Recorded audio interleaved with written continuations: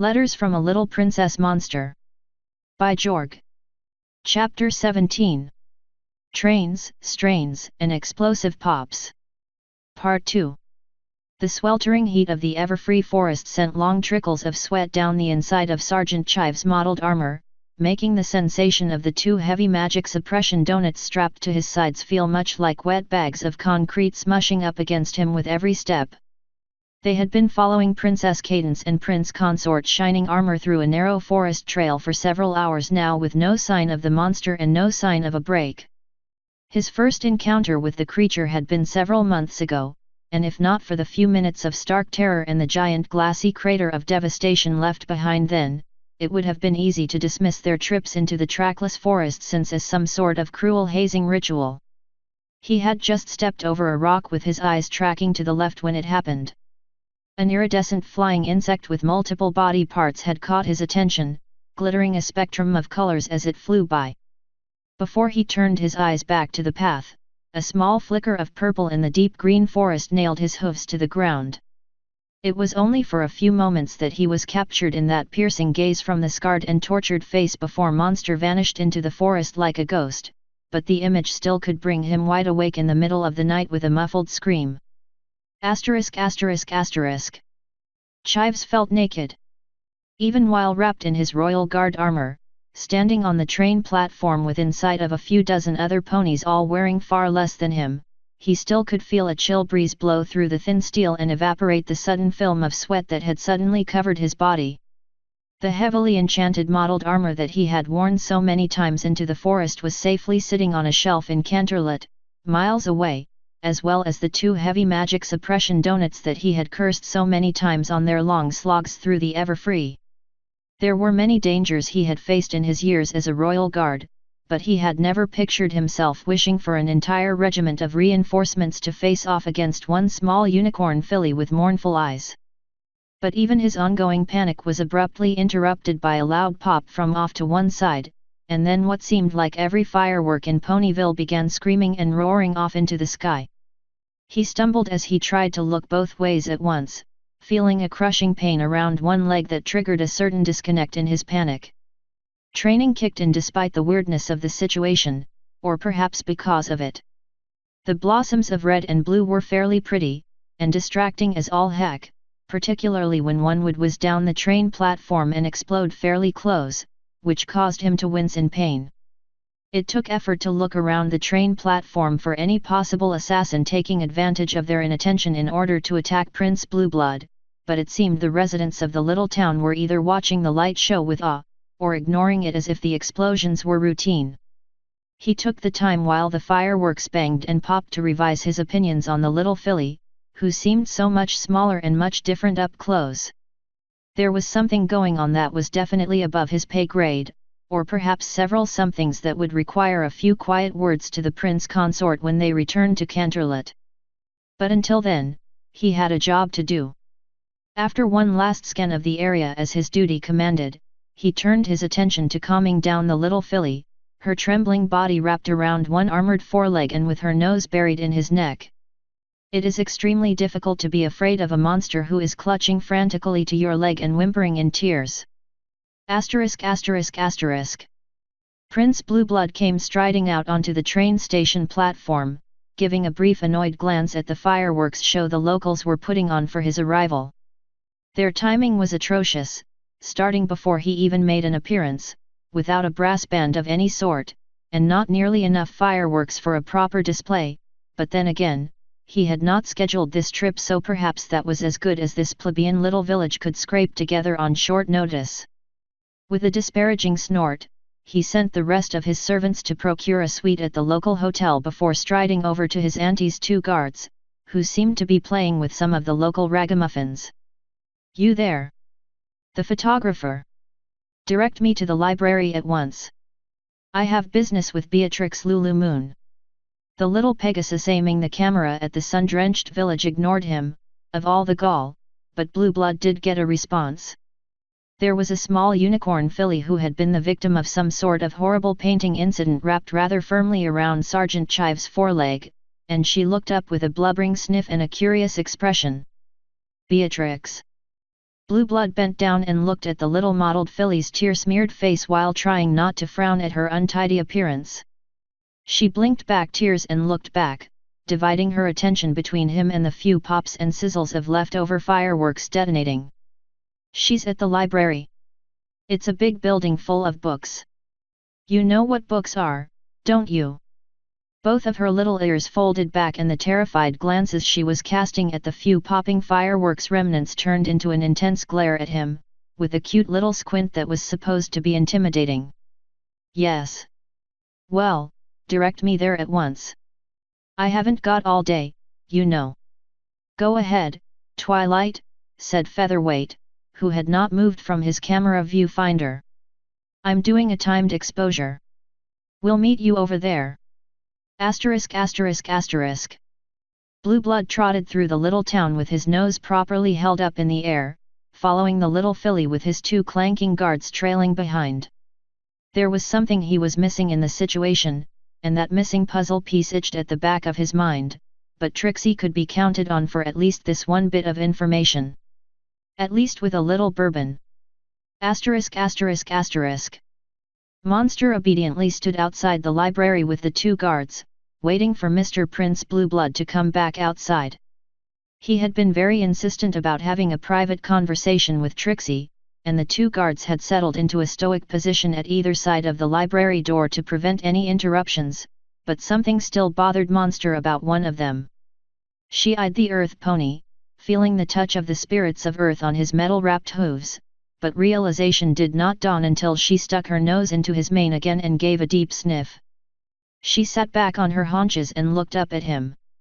There should have been some fear in her liver, but she could only see the terrified soldier in mottled armor deep within the hostile forest, and think of how she had hurt him. I'm sorry. Monster sniffed. I'm sorry for scaring you so much in the forest. And for throwing rocks at you. I didn't mean to hurt you. The earth pony guard blinked a few times, then got down on one knee to wipe away her tear with an armored hoof. Apology accepted. And on behalf of all of the ponies in our task force, I'd like to apologize to you. Why?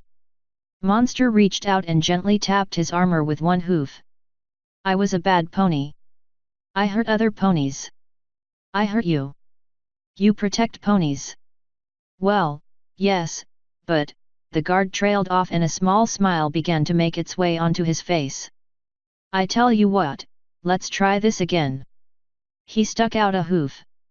Hello, my name is Sergeant Chives and this handsome lug to my side is Specialist Stanchion. What's your name? Why you can just accept me like that? But I killed. I'm a murderer. The big guard shook his head. No pony in the task force was seriously injured while we were trying to catch you, other than Specialist Beeswax, and it was his own fault for hitting that bee's nest with a stick. He may have been friendly with normal bees, but your forest bees pack a wallop. The jocular smile on the guard's face slowly melted away as the expected joke fell flat, but before he could go farther, the other guard knelt beside him. Twilight Sparkle, the race of changelings owe you gratitude beyond measure. The invasion of Canterlot could have cost the lives of hundreds of ponies and changelings alike. When you were captured, you had every right to use every tool at your disposal to escape, even to the destruction of our hive. Had you not thinned our ranks, the love of our new queen could never have broken us of our cursed hunger, and we would still be a slave to our baser instincts, monsters preying on the ponies that Sergeant Chives here is pledged to protect. As am I. You were the one who saved us, and you should never feel guilt for that victory. Her voice was very small in the morning air. I almost killed you all. But you didn't. The disguised changeling picked up Monster's hoof and held it to his warm breastplate. I felt your confusion and anger when you confronted Queen Chrysalis, all of us did. Our lives were yours to take, and for just a moment, I was glad. I had become a monster, stealing what I could not be given and plotting to destroy the ones who I had pledged myself to protect. You took those chains away, and had it taken the sacrifice of all of us to save even a few from that fate, I would have given my life willingly for that goal. They talked for a while in front of the library while the busy town ponies went about their business in the distance around them. The big guards were very good listeners, and she found herself talking about things that had bothered her ever since Luna had been freed.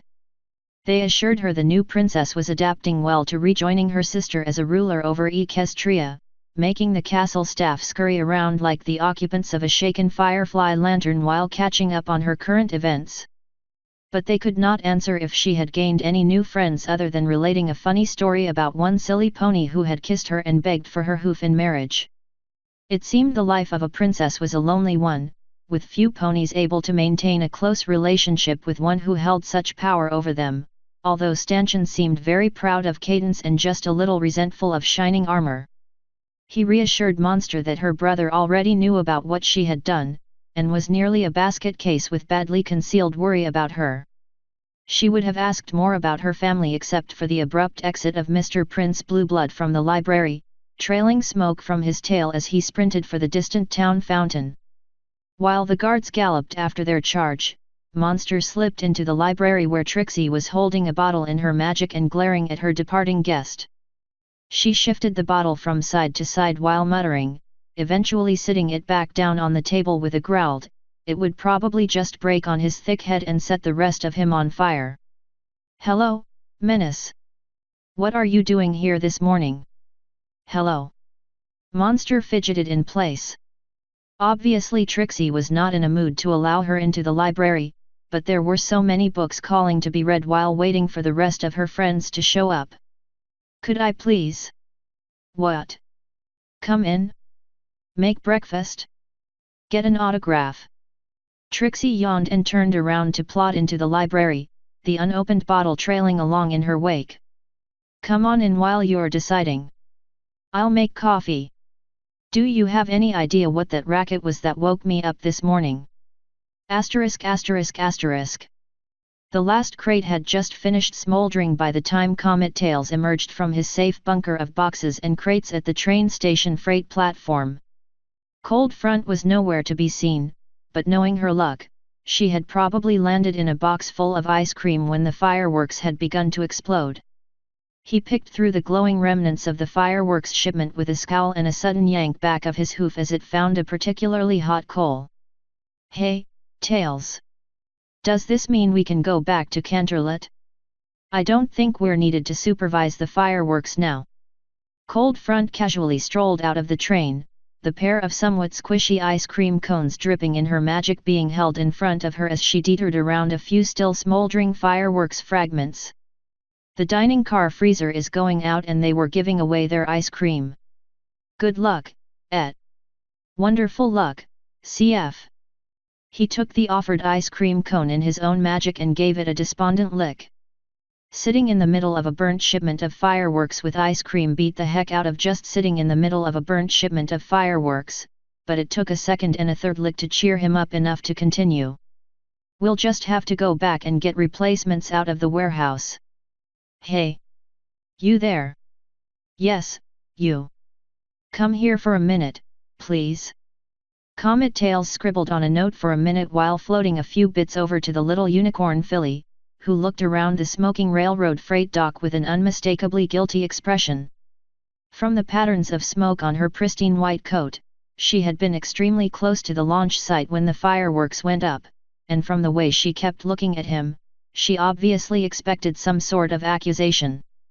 Finally, as he got near the bottom of the note, she exploded with a sentence that had apparently been building up inside her under immense pressure. "I missery for light and jor fireworktionly when teda look at them and mehorn made sparks and they went off and missery and I promise it one thapan again sandwidid I you give a metwabits. Because I want you to run a note over to Princess Celestia's student, Trixie. Don't sweat setting the fireworks off by accident." He paused and pointed to the silvery comet adorning his own smoky coat. "It's how I got my cutie mark, after all." Comet Tails folded the piece of paper up and passed it over to the blank-flanked filly, who grasped it in her mouth instead of her magic and scurried off. "Well, that's it for today," said Cold Front, popping the last of the ice cream cone into her mouth and chewing happily. back to civilization in plenty of time for me to finish work and play with my cult friend tonight. Yet, I suppose. Comet Tails kicked a piece of fireworks debris and frowned. I really wanted to meet the great and powerful Trixie, though. Maybe tomorrow when we bring up a fresh batch. The two unicorns went back into the train, leaving behind an entire freight platform covered with boxes, crates, and shipping containers, and on every one of them, a sign. Property of the great and powerful Trixie.